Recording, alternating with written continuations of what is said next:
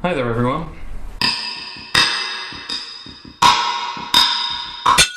I was going to write a text-based post on the blog of what's been going on with the project, where the project is in the moment and what's coming up over the next couple of weeks.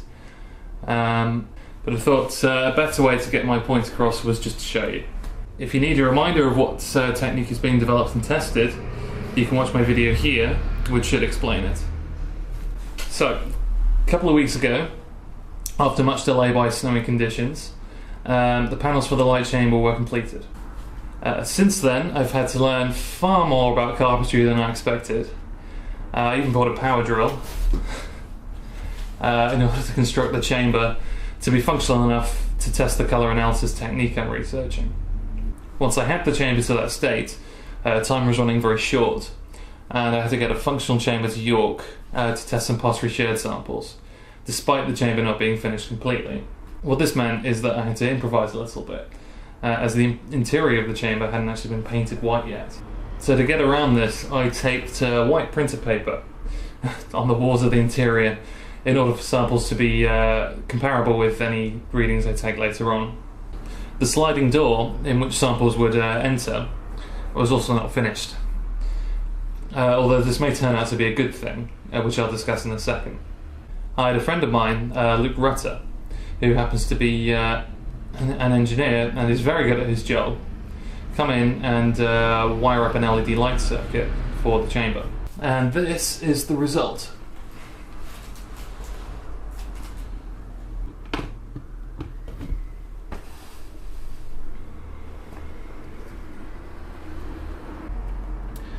As you can see, we've added quite a disco bit of tech called a regulator, which is there to keep the lights in the chamber at the same brightness as the batteries lose power. We've also added light diffusers for the LEDs in the chamber in order to reduce any glare reflected from the sample's glaze. As you can see, I've painted the interior white, so it should now not require paper to function properly.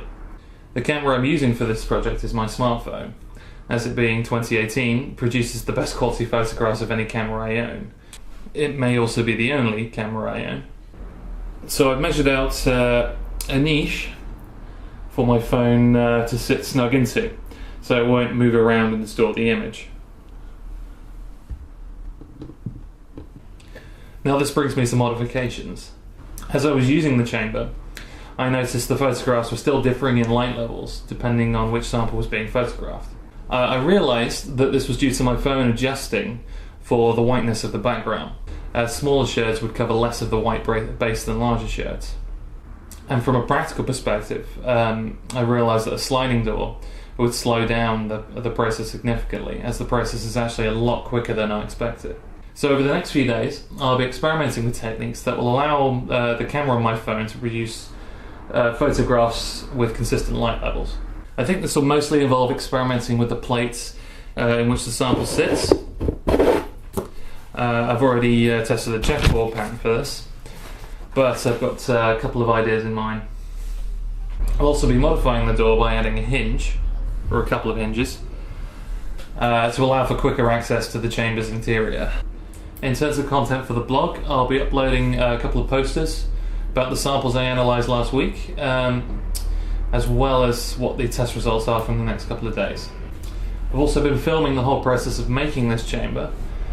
It's taken quite a long time, so I look forward to that soon as well. I think that's all for now. If you have any questions or comments, then please ask me at my blog, gcaproject.wordpress.com. Thank you for watching. If all goes well, you'll hear from me soon.